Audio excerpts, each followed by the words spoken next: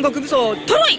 さあ一体どんな風な出てるんかジョアブル見たいと思います。みんなも一緒に見ましょう。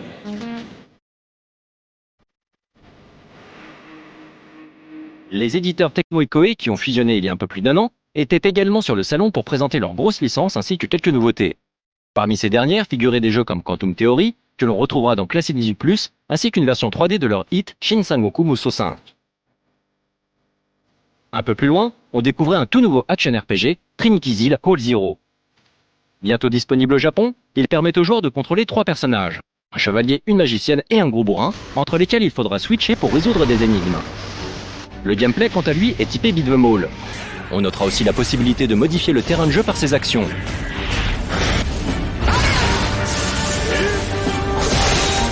Il sera ainsi possible de geler une cascade afin de l'escalader et découvrir ainsi un coffre caché, ou de ramasser des colonnes éclatées par un sort d'attaque, de manière à s'en servir pour smasher ses ennemis à la manière d'un gros Bill amateur de baseball. Le jeu a été développé par Omega Force, un studio interne à Koei, à qui l'on doit la série des Dynasty Warriors, alias Sangoku Musou. Il sera exclusif à la PS3. Trinity Zil Whole Zero. Au rayon des nouveautés, on trouvait aussi un jeu d'aventure texte mettant en scène Sakamoto Ryoma, grande figure de la modernisation du Japon à la fin du 19e siècle, qui connaît une vague d'engouement sans précédent cette année. En effet, la chaîne nationale NHK diffuse chaque semaine pendant un an un épisode de la série Ryomaden relatant la vie du samouraï. Que ce soit au rayon des chips, des voyages organisés ou des jeux vidéo, les produits de cette licence déferlent en masse. 2010 est l'année Ryomaden.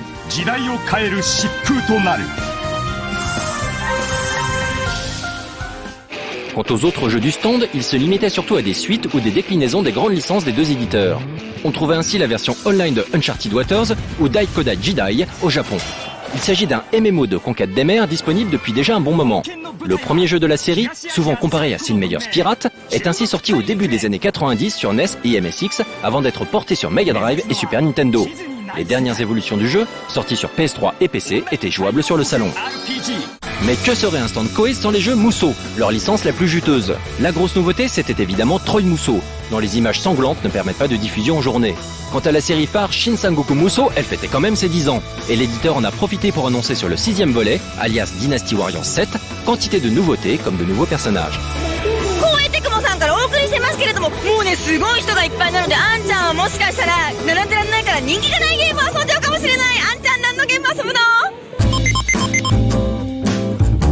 Donc voilà, on est sur le stand Koei Tecmo, et le stand Koei Tecmo, comme chaque année, c'est beaucoup de versions différentes de Sangoku Musou, etc. Il y en a une en 3D derrière où il y a 5 minutes d'attente, donc bon, on n'a pas trop le temps d'essayer. Les seuls trucs où il n'y a pas de monde, c'est un jeu de cheval, plus précisément de course épique, et ça a l'air super méga intéressant, je ne comprends absolument rien. Bon, moi j'aimerais bien faire une course, voilà, prochain, c'est peut-être ça.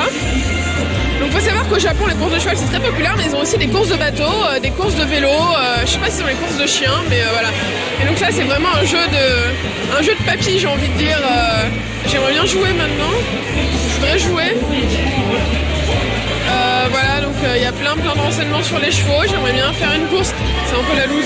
Ouais, bon, j'aimerais... Ah voilà, course de chevaux, ça y est. Et une espèce de belette, bon les temps de chargement c'est pas très logique, mais bon bref, c'est pas grave.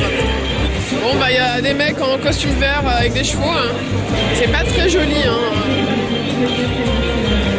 Voilà, et le truc c'est que là bah je fais rien en fait, hein. Je regarde les chevaux, c'est génial. Voilà, je peux changer les caméras, c'est génial. Je trouve ça un petit peu exagéré de faire ça sur PlayStation.